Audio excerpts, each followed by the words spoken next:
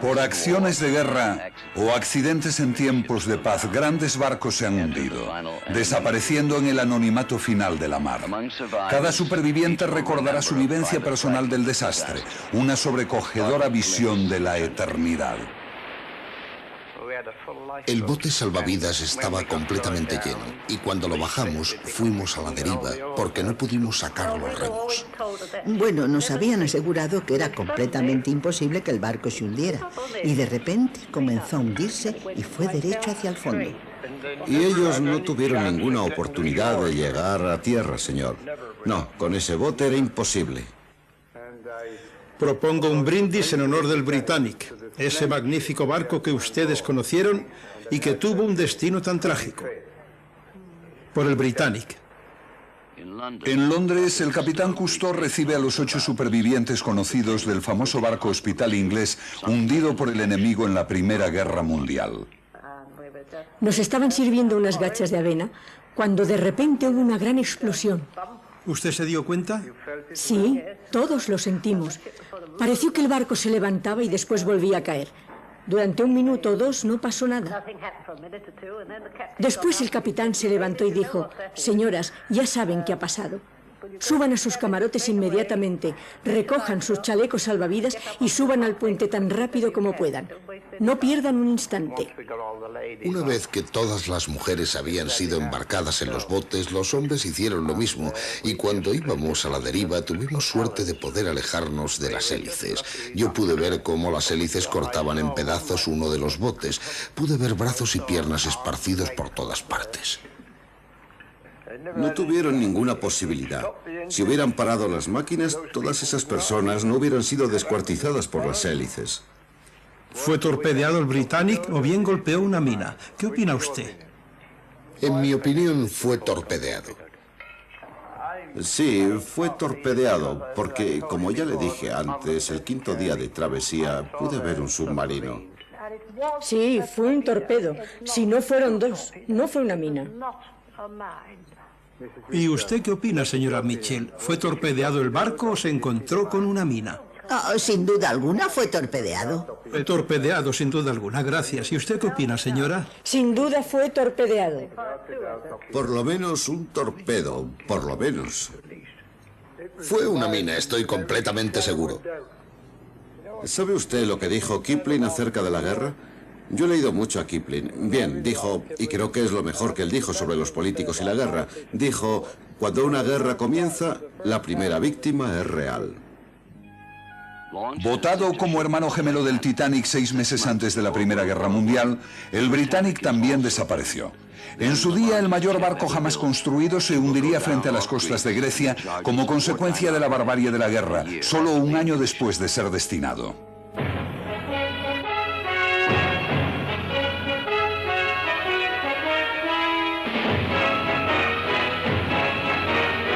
La Odisea de Cousteau.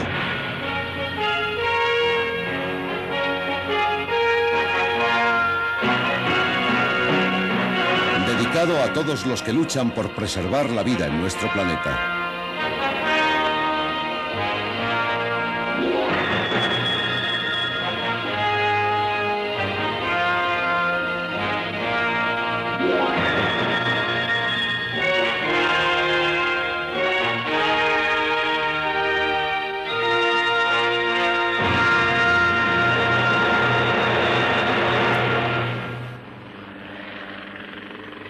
A la búsqueda del Britannic. Siguiendo los pasos del Britannic en su 6º y fatal viaje, el Calipso se dirige hacia el este del Egeo, la tempestuosa cuna de la civilización occidental. Por estas aguas que conocieron el pasado esplendor del templo de Poseidón, el Britannic navegaba para recoger a los heridos de las tropas aliadas caídos en la campaña de los Dardanelos. Muy cerca de aquí, frente a la isla Kea, el 21 de noviembre de 1916, una explosión destruía al Britannic hundiéndolo velozmente en estas aguas y causando 30 víctimas.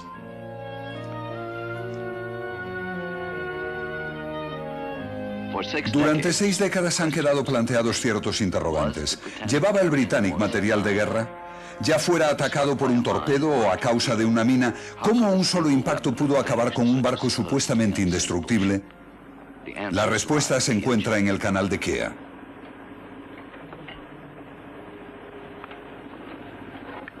Por última vez y situado en el punto indicado en las cartas marinas del almirantazgo británico, el Calypso envía su último mensaje advirtiendo al resto de los barcos del muy transitado canal que no puede maniobrar.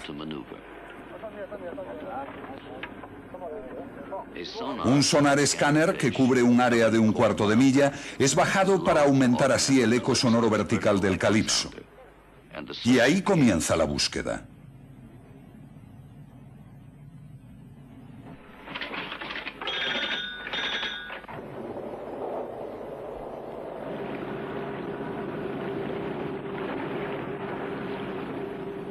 Hora tras hora, bajo la atenta mirada del Dr. Harold Edgerton, afamado inventor de aparatos electrónicos, las señales del sonar revelan un minucioso registro del fondo marino.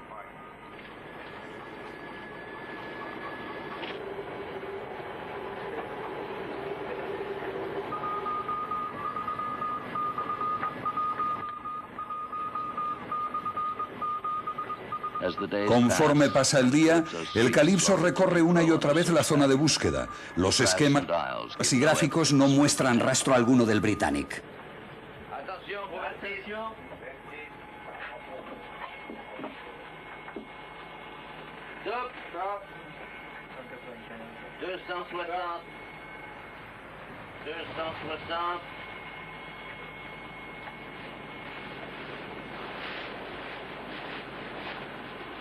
C'est au 152 à 3002. Le prochain point sera à 36. 45 secondes.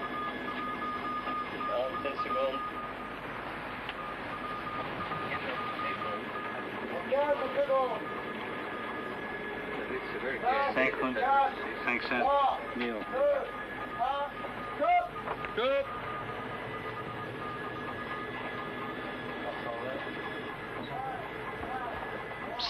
Ni rastro. Algo va mal.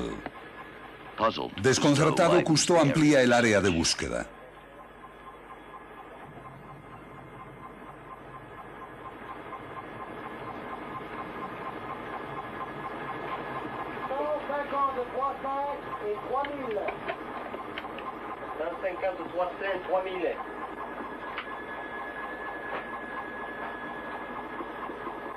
Line, same one, same yesterday. Same one. Ah, oh! Oh, un point, s'il vous plaît!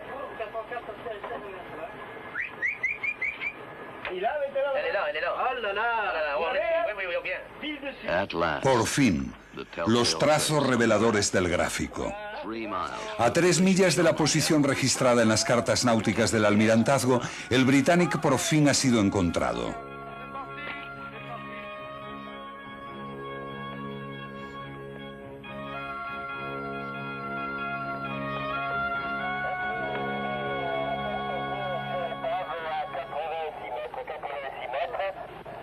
D'accord, bien reçu. Il y a beaucoup de mou dans celle-là, il y a beaucoup de mou. La bouée est à l'eau, il y a beaucoup de mou. Et là, surtout qu'il ne faut pas se bourrer, hein. En una breve reunión con los buceadores, Cousteau pasa revista a las dificultades de explorar un transatlántico de 50.000 toneladas de peso comparado con el modelo a escala del batiscafo de 3,5 toneladas del Calypso. Señala como una mosca sobre un elefante.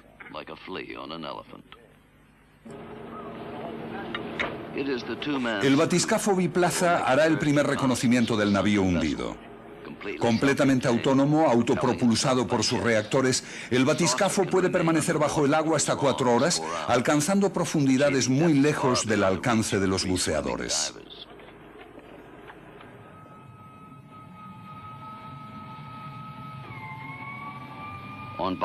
En el fondo, las luces del platillo submarino descubren al principio esparcidos solo algunos restos del naufragio. Una escotilla metálica, un tanque de flotación aplastado de uno de los botes destrozados, un mástil roto.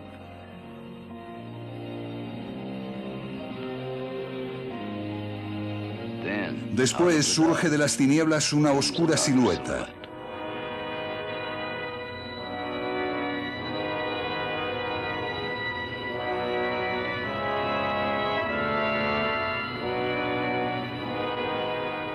Yaciendo sobre su costado de babor como en un sueño eterno, descansa el inmenso cuerpo del Britannic.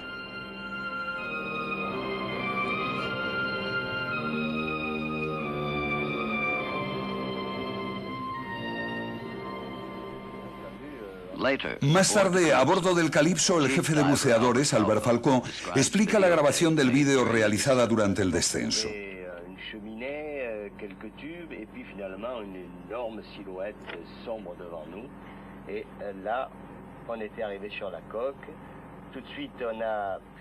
Algunas partes del exterior están sorprendentemente bien conservadas. Incluso algunos paneles de cristal permanecen intactos, o los paneles de madera del puente.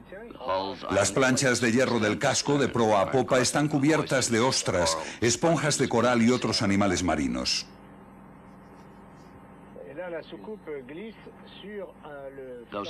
Aunque la mayoría de las escotillas del inmenso barco estaban abiertas en el momento de la explosión, en contra de lo que se piensa habitualmente, esa no fue la causa de que se hundiera tan rápidamente.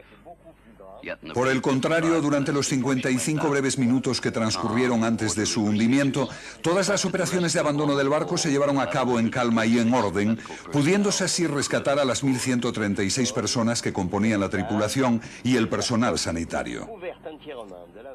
Las dimensiones del barco hundido convierte una vista general de este en algo imposible de obtener. Como un gigantesco arrecife creado por el hombre, se elevan desde las profundidades sus 94 pies de altura y cerca de 900 pies de longitud. Cousteau es consciente de que para registrar sus bodegas sin riesgo alguno en busca del cuestionado material de guerra, es necesario disponer de toda la información posible.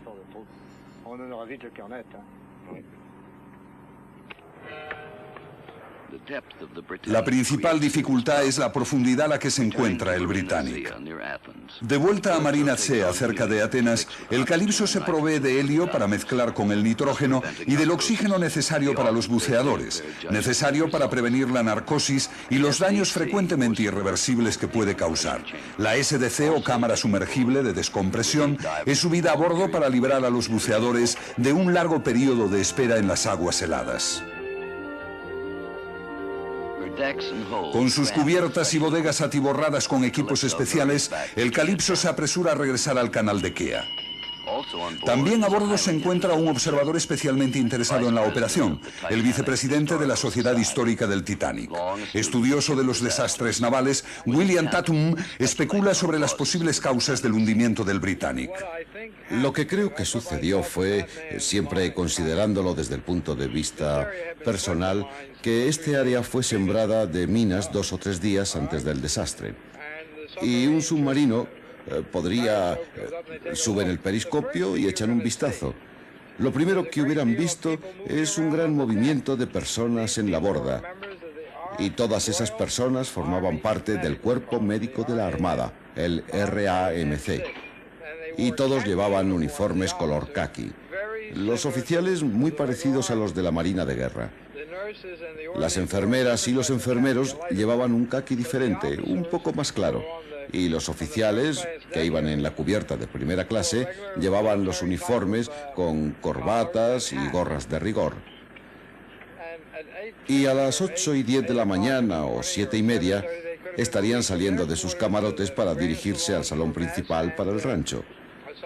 Si el submarino hubiera avistado por el periscopio a 300 o 400 oficiales y médicos moviéndose en esa zona, podría haberlos tomado erróneamente por militares. Pero tratándose de un barco hospital en estas aguas que fuera torpedeado, porque el barco estaba claramente identificado, deberían haber visto que entre la chimenea 1 y la 2 llevaban una cruz roja y otra verde que por la noche estaban iluminadas por más de 500 bombillas. Una vez más, el platillo submarino está preparado para el descenso, en esta ocasión como guardián de los buceadores que explorarán el barco. Recién llegada de Escocia, una extraordinaria visitante se une a los exploradores del Calypso, Sheila Macbeth Mitchell, de 86 años de edad. Enfermera voluntaria a bordo del Britannic en su último viaje, la señora Macbeth Mitchell aún conserva claras imágenes de aquella desgraciada mañana de noviembre de 1916. Una de las escasas supervivientes, en la actualidad vive tranquilamente retirada con su marido de 92 años de edad en Edimburgo. Ahora, invitada por el comandante Cousteau a visitar la escena de la tragedia después de 60 años, no ha dudado un instante en sumarse a la aventura. Cuando la máquina está en el agua soltamos amarras. Ahora navega libre, propulsada por sus reactores acuáticos. Y ahí en la popa lleva un pesado bloque de plomo que es un lastre de seguridad. Solo en caso de emergencia lo tiramos y la nave vuelve sola a la superficie. Ya se marchan. Allá van. El buceador que está encima desenganchará la máquina. Mi padre y 3 hermanos eran ingenieros. Me encantan las máquinas. Madame, me gustaría saber algo más de lo que ocurrió aquel día cuando el barco fue atacado. Dijo que había escuchado una explosión, ¿verdad? No, primero fui a desayunar y cuando solo llevaba 2 cucharadas de gachas de avena fue cuando escuché una fuerte explosión. ¿Escuchó una fuerte explosión? Oh, sí. ¿Pudo sacar todas sus cosas del camarote? No, en el camarote dejé un pequeño bolso verde de punto. Siempre estaba al lado de la escotilla. Dentro llevaba un bonito reloj de viaje que mi madre me había regalado, en forma de pitillera, con despertador y esfera luminosa. Si lo encuentra, seguro que sigue allí. No funcionará, pero será un bonito recuerdo.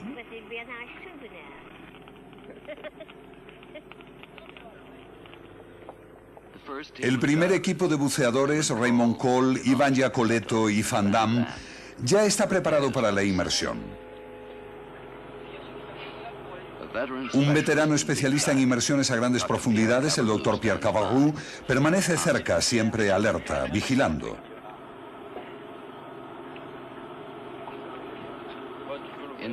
En estas pesadas y voluminosas botellas, cada buceador lleva una mezcla cuidadosamente prescrita de helio, nitrógeno y oxígeno, necesaria para las profundidades a las que se va a trabajar. Una fórmula perfeccionada a lo largo de muchos años de pruebas y análisis.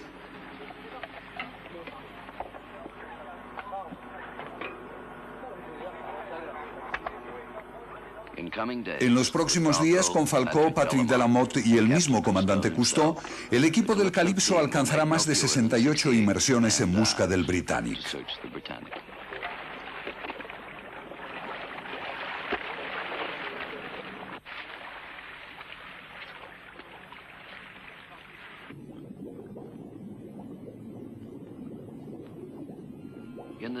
A la profundidad en la que los buceadores deberán trabajar, el tiempo de permanencia de cada hombre no deberá sobrepasar los 15 minutos, momento en el que tendrá que iniciar la fase de descompresión. Debido a que todos y cada uno de los minutos son contados desde el momento de la inmersión, los buceadores descienden a gran velocidad. A 150 pies de profundidad, los buceadores lastrados pasan como una exhalación junto a la cámara sumergible de descompresión, a la que muy pronto deberán regresar. Súbitamente la luz desaparece y llegan a una profundidad donde solo reinan las tinieblas.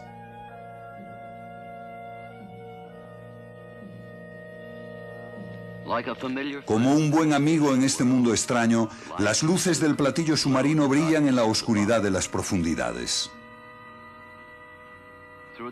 A través de una escotilla abierta de la bodega de popa, los buceadores penetran en las entrañas del barco hundido. Convertido en una presencia fantasmal de un mundo aéreo y solar, el cadáver del gran transatlántico ya pertenece a otro elemento. Cualquiera que sea el contenido secreto de sus bodegas, aquí ya no tiene sentido. Aquí, en la noche de las profundidades, ha sido abordado por otras luchas, otros ocupantes, el cangrejo y la lombriz de mar, las algas y las esponjas.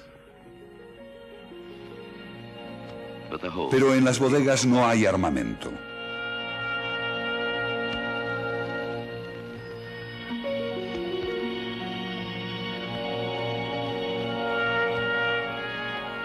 El Britannic se ha convertido en otro mundo. Sus puentes se han convertido en paredes. Las puertas y las escotillas se abren en el lugar donde debería encontrarse el suelo.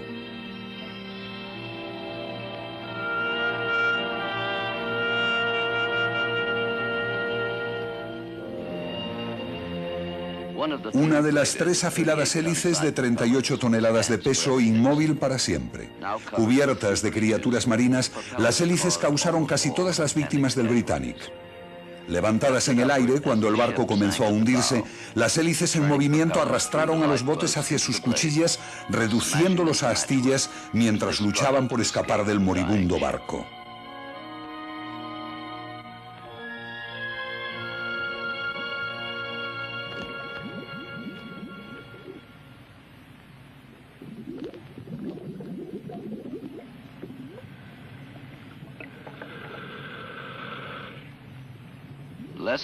Menos visibles que las lapas y otros animales marinos que lo cubren todo, 1 millar de imágenes de la lucha por la supervivencia aún acompañan al barco. El hombre de la sala de máquinas, a quien nadie avisó de la alerta, y que cuando llegó a cubierta los botes salvavidas ya habían desaparecido.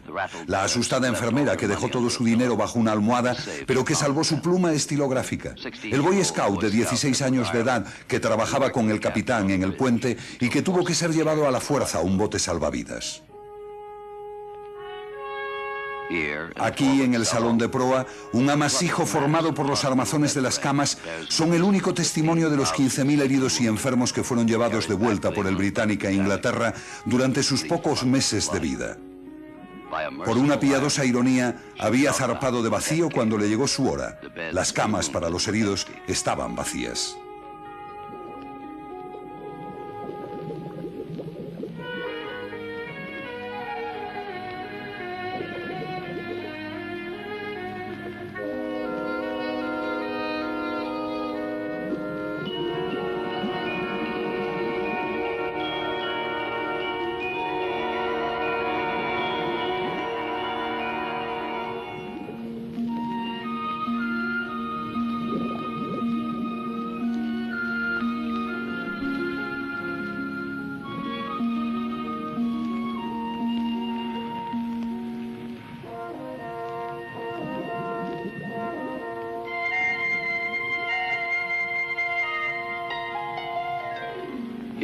Arriba en el puente, el capitán de navío Bartelt luchó en vano por intentar embarrancar su barco. Después, y una vez que se había asegurado de que no quedaba nadie a bordo, tranquilamente se tiró al agua, donde más tarde sería rescatado por una lancha de salvamento.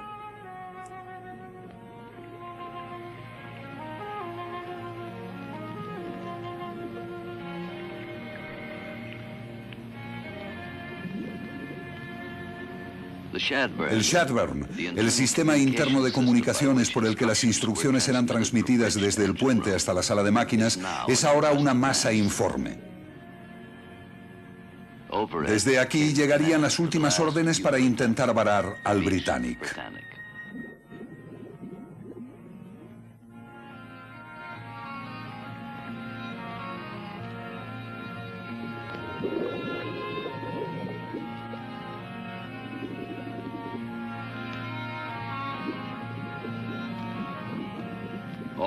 Todo lo que queda de la rueda del timón es la abrazadera de cobre que cubría la madera. El resto, la rueda, hace mucho que ha desaparecido.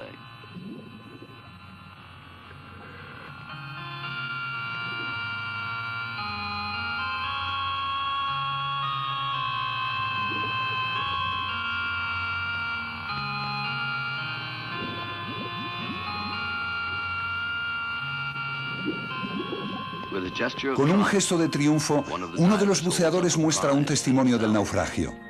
Los restos herrumbrosos del sextante del barco.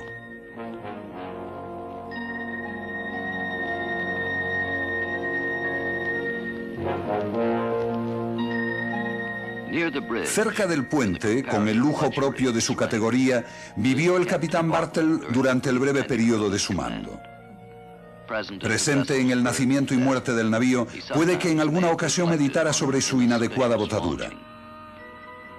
Nacido durante la guerra, el rey de los transatlánticos de lujo ingleses fue entregado al mar sin ceremonia de botadura o sin ser bautizado. En palabras de uno de sus disgustados obreros, lo construyeron y lo tiraron al agua.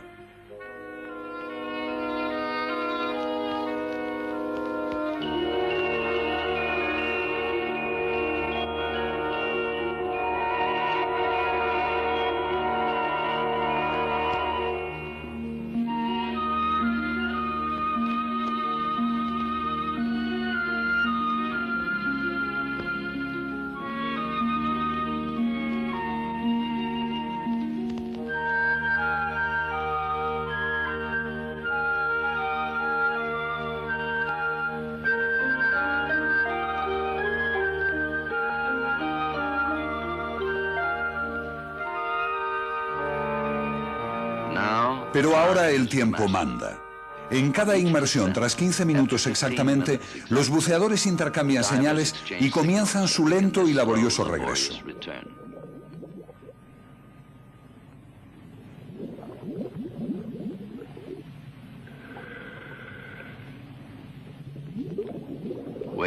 Justo a medio camino de la superficie, les espera la cámara submarina de descompresión que les servirá de refugio contra el frío.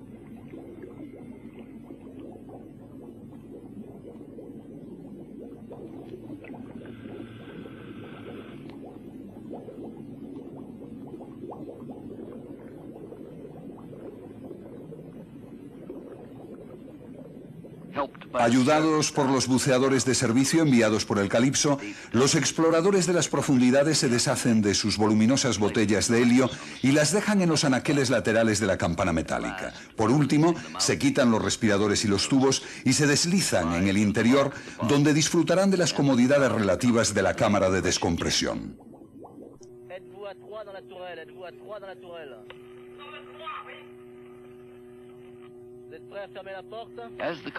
Cuando en el Calypso se han asegurado de que los 3 buceadores se encuentran seguros, uno de los buceadores de servicio revisa por última vez el equipo y cierra la escotilla.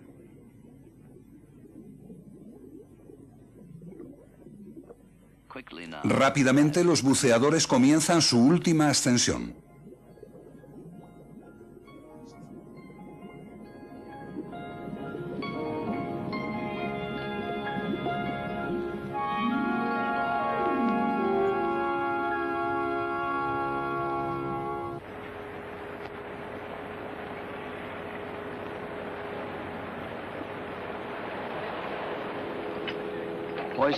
Izada hasta cubierta, la cámara de descompresión submarina es instalada rápidamente en la bodega para poder volver a colocar el platillo submarino en su plataforma.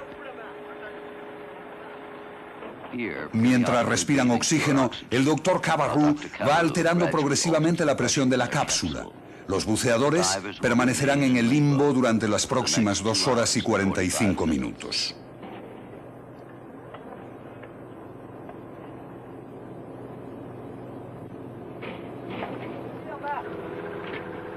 Con impaciencia, la tripulación examina los artefactos recogidos en las profundidades.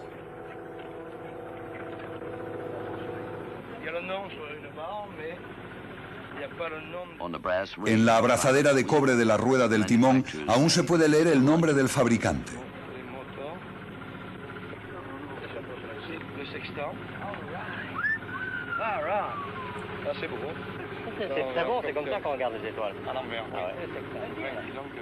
El sextante del barco, al parecer, puede ser restaurado y utilizado si es sumergido durante algún tiempo en agua fría y limpiado cuidadosamente.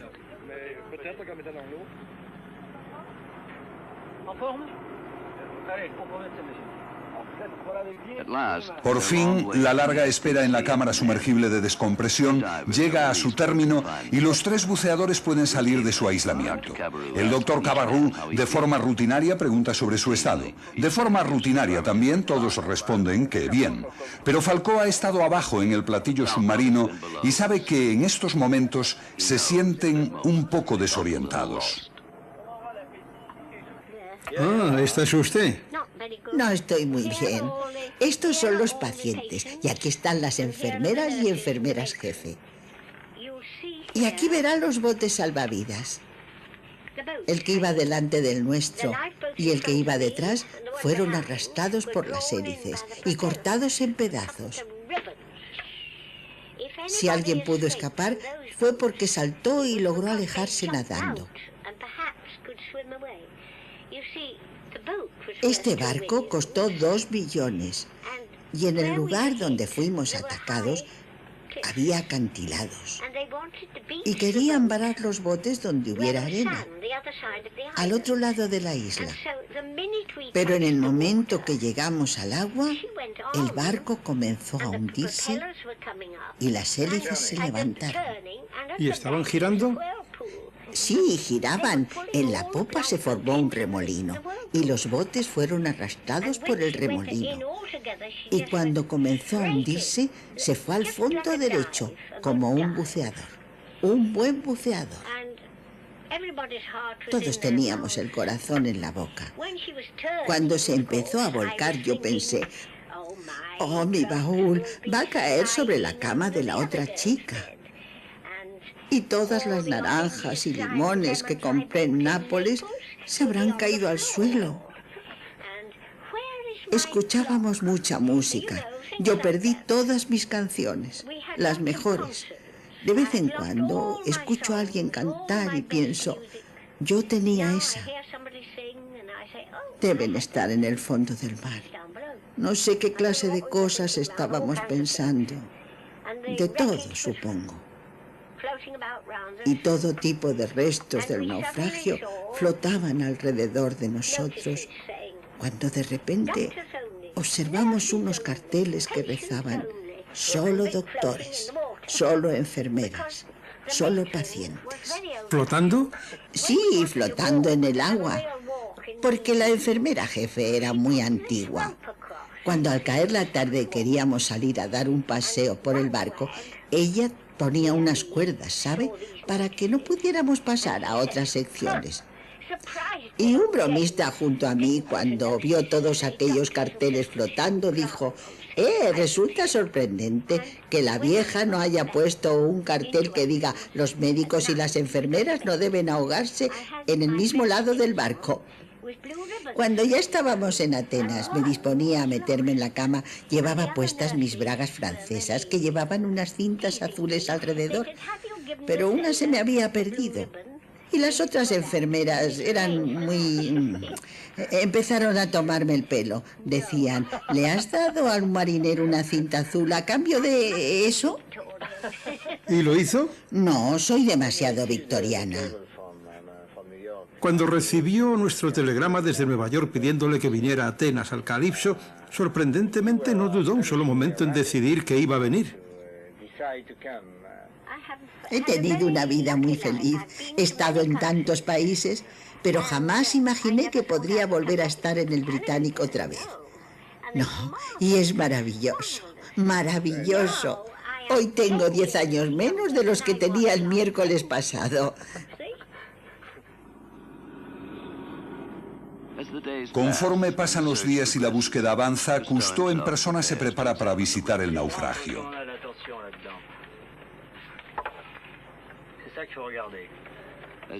Como hace habitualmente durante esos días de búsqueda, Cousteau se orienta y planea la inmersión a bordo del Calipso trabajando sobre la maqueta del Britannic. Dado que pretende revisar la zona de proa del transatlántico, vuelve a recordar que se trata de un mundo al revés. Para bajar la escalera principal, por ejemplo, deberán avanzar no en vertical, sino en horizontal.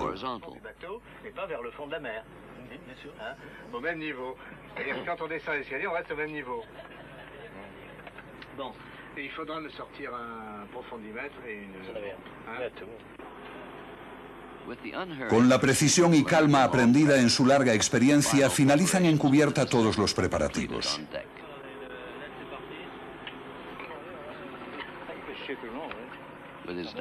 Con sus compañeros de inmersión, Patrick Delamotte, y el miembro más veterano del equipo, Falcó, Cousteau revisa el catecismo de la seguridad bajo el agua.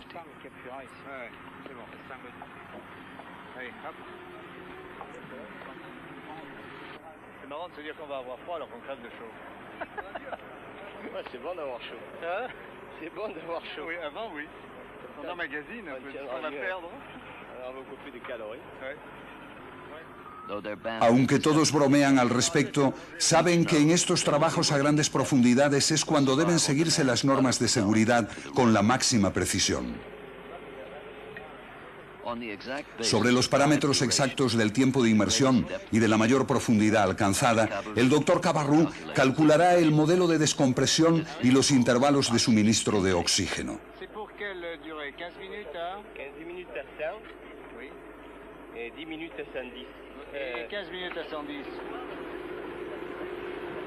Como último detalle, todos disponen sus cronómetros para conocer el tiempo exacto que permanecen bajo el agua.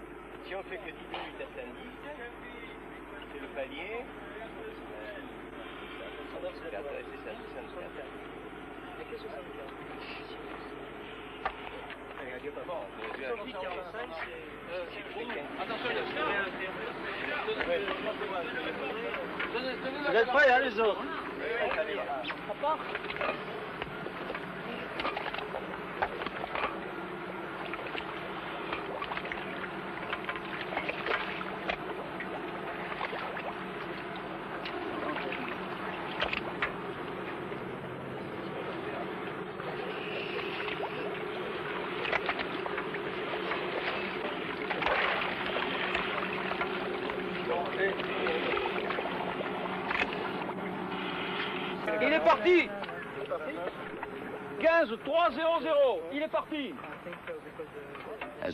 Cuando Cousteau se sumerge, le siguen inmediatamente Falcó y Delamotte porque el tiempo ya ha empezado a correr.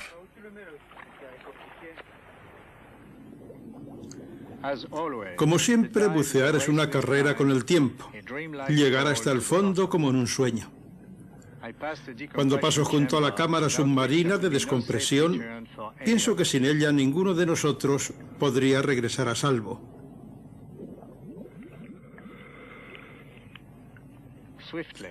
Como una exhalación recorro la guía de nylon hacia abajo y pronto paso junto al lastre estabilizador de la cámara de descompresión, suspendido como una piedra en el aire.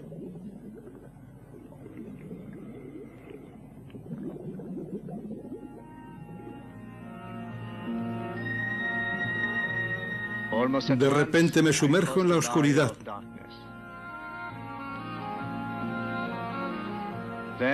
Después, cuando Falcó y Delamotte me alcanzan, nos encontramos con el frío que invade nuestros trajes mojados y nuestros espíritus. Por fin comienzo a distinguir ese gigantesco casco. Mi manómetro ya indica 320 pies. Hemos tardado 6 minutos en bajar hasta aquí. Es absolutamente necesario que dentro de 9 minutos regresemos.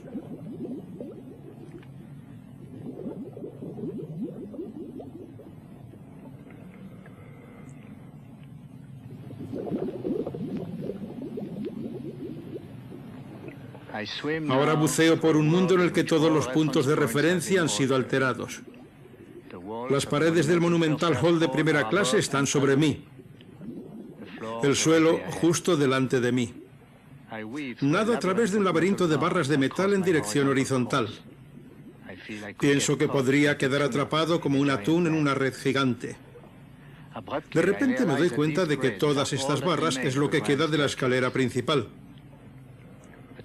Pero una sensación más poderosa que la de estar desorientado comienza a invadirme. Toda la vida del Britannic fue involuntaria. Planeado para convertirse en un transatlántico de lujo, transcurrió su breve existencia rodeado de las miserias de la guerra. Aquí, en este salón donde se suponía que la orquesta debería tocar, el polvo ha cubierto todo de una tenebrosa oscuridad. La historia cometió un error.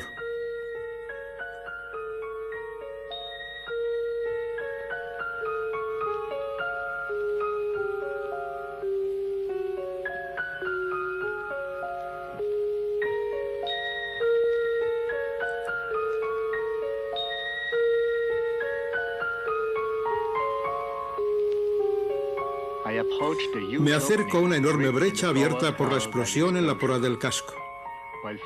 Mientras Falcó rueda y Delamotte dirige los rayos de nuestros poderosos focos, yo busco las pistas que nos puedan ayudar a conocer mejor la tragedia del Britannic. Enseguida me encuentro rodeado de planchas de acero retorcidas, por amasijos de cables de electricidad y trozos de madera podridos. Me doy cuenta de que he penetrado en las profundidades de las entrañas del barco. Y después la oscuridad. Me sujeto a un tubo retorcido. Mis compañeros me encuentran.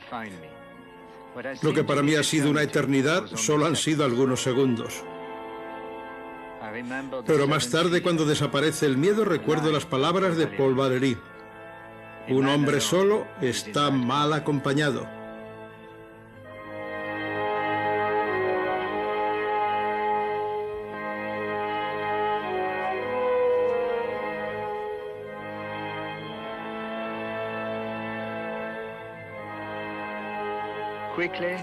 Enseguida proseguimos nuestra exploración. Cuando llegamos al fondo hemos alcanzado una profundidad de 370 pies.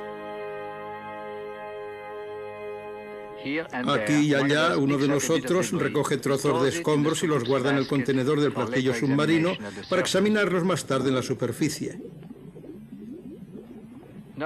No muy lejos de la inmensa brecha, quizás a unos 100 pies de la proa, encontramos un trozo de carbón, previsiblemente llegado desde el pañol. Una cosa sin importancia, quizás.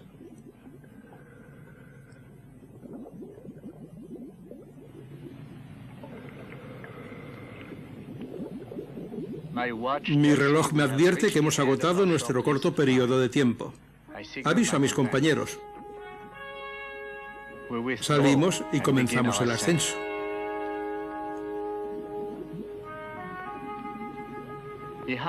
A nuestras espaldas, en la oscuridad, abandonamos el casco destrozado de lo que fue un triunfo de la tecnología, una sombra que nos recuerda que somos demasiado vulnerables.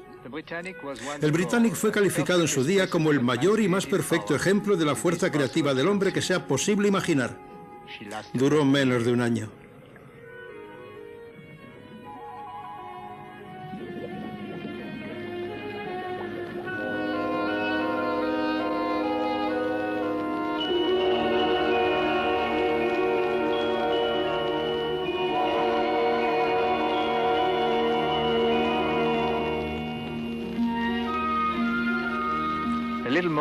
Aproximadamente a mitad de camino, los buceadores auxiliares esperan al SDC. Ellos nos ayudarán a deshacernos de nuestras botellas de aire y a almacenarlas, mientras que nosotros entramos en el cálido refugio de la cámara de descompresión. Hemos regresado al único lugar en el que podemos estar a salvo de todo peligro durante las próximas 2 horas y 45 minutos. Los buceadores comprueban por última vez que todo está en orden y comenzamos a subir a la superficie.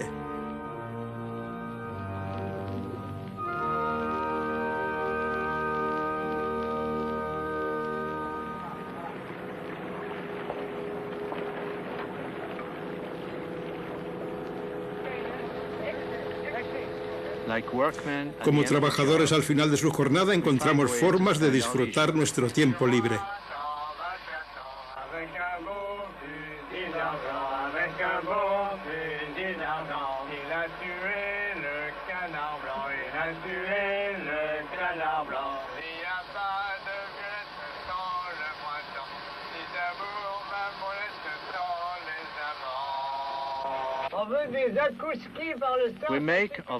A través del intercomunicador pedimos algunas cosas para comer y vino.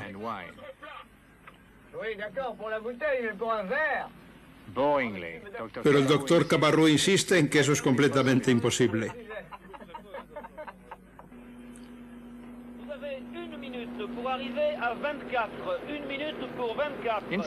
En su lugar, nos prescribe oxígeno de acuerdo a las tablas preparadas en función de la profundidad que hemos alcanzado.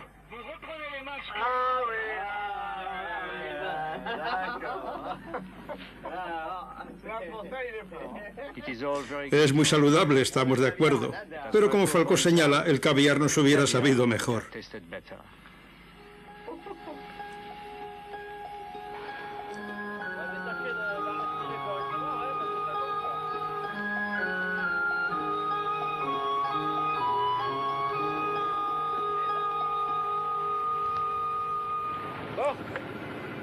Ok.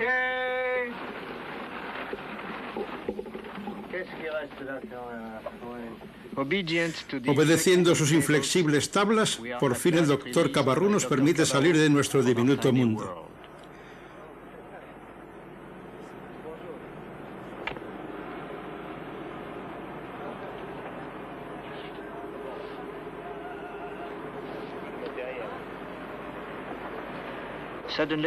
De repente, la cubierta del Calipso, repleta de gente, nos parece enorme.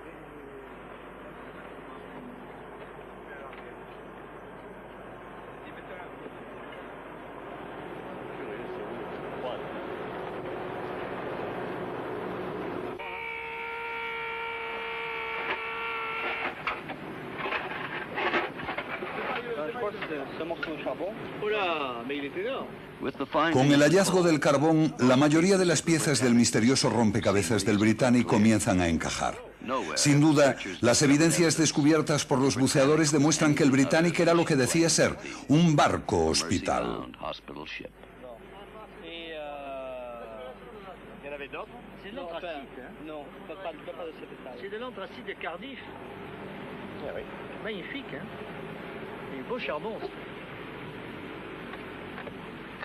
Convencido de que la brecha en el casco es mucho mayor que la que podría haber causado una mina o un solo torpedo, Cousteau cree que la primera explosión hizo arder el altamente inflamable polvo de carbón del pañol que provocaría la segunda, aunque casi simultánea explosión, mucho más violenta que la anterior, que desperdigó el carbón por doquier.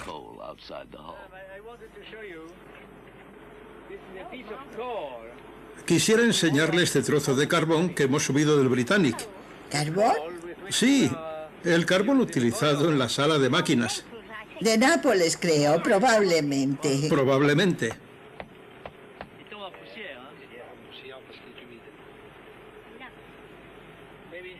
¿Cree que esto es suficiente? Sí, claro. ¿Puedo quedarme con este trocito? Claro. Le regalaré este trozo. Bien, es carbón del Britannic. Es maravilloso. Gracias. Casi con toda certeza el Britannic encontró una mina en su camino. Tiempo después encontró el diario de a bordo del submarino alemán U-73, donde se informaba que había dejado pasar a un barco hospital desarmado, pero el U-73 había sembrado de minas el canal de Kea. Aunque al Calipso aún le queda una importante misión por cumplir, su trabajo aquí ha terminado. La señora Mitchell tiene una oportunidad rara vez otorgada a los mortales, la oportunidad de volver en el tiempo para ver algo una vez más.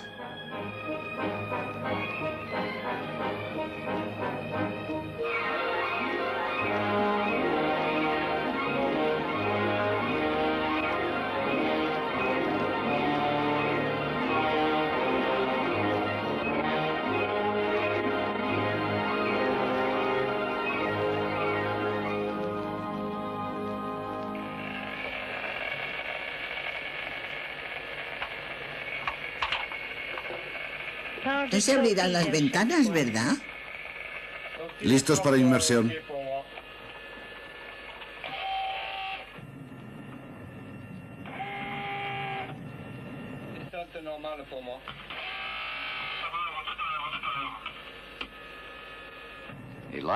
Toda una vida más tarde, la joven enfermera de la cabina 15 regresa al barco donde perdió su reloj, algunas viejas canciones y una bolsa de naranjas.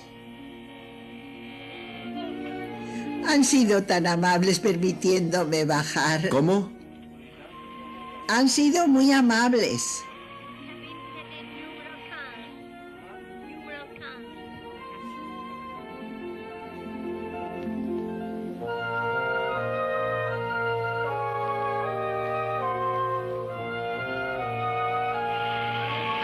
¿Coral? Eso es coral, ¿verdad? Sí.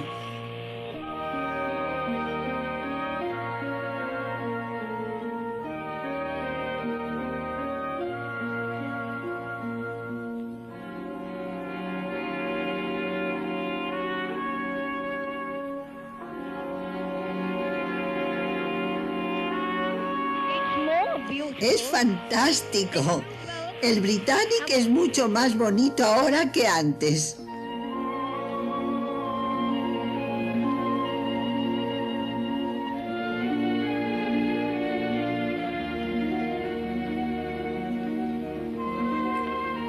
Sí, es una visión fantástica.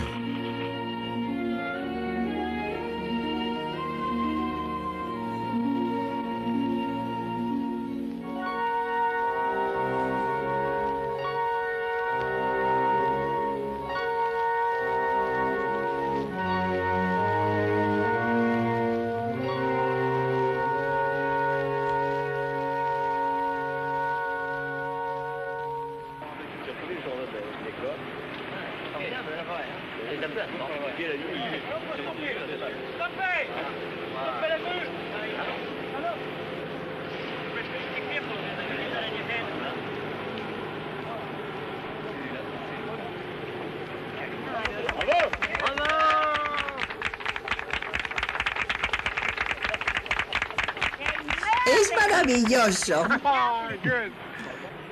¿Ha visto el barco? Es increíble. El Britannic es mucho más bonito ahora que entonces. Es mucho más bonito ahora, ¿eh? He visto una gran langosta. ¿Langosta? Langosta, langosta. Me costaba un poco respirar. La langosta tenía miedo. Tenía miedo, sí, miedo de... Bien, le ayudaré.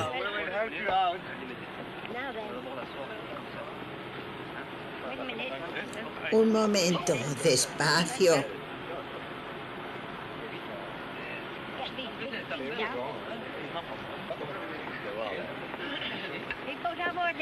Es necesario tener esquís. Yo conocí a mi marido esquiando en Suiza.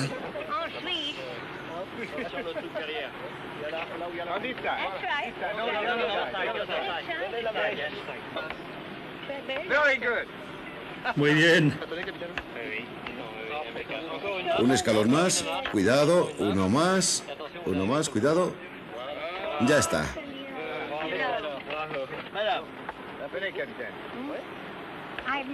Jamás había tenido una experiencia igual. No sé cómo agradecérselo. En la vida podría haber soñado que estaría en un lugar así. Ir en helicóptero, tener tantos amigos. Pero no lo olviden. Todos ustedes tienen que ir a verme a Edimburgo muy pronto.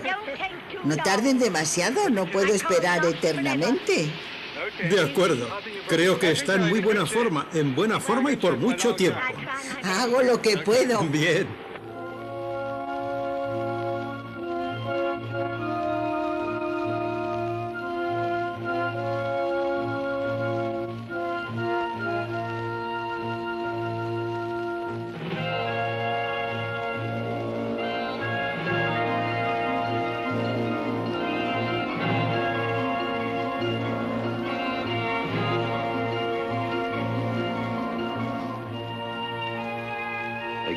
La invitada del calipso ha vuelto a hacer su equipaje.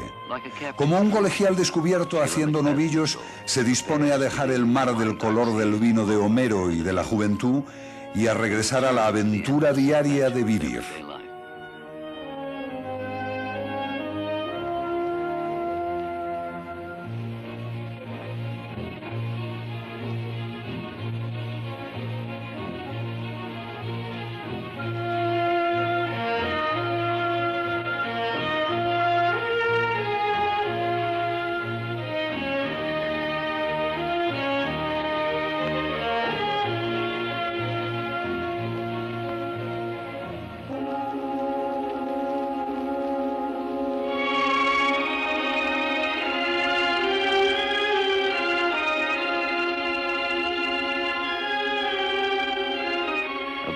A bordo del Calipso todos han sido tocados por la magia de esta mujer luminosa e indestructible.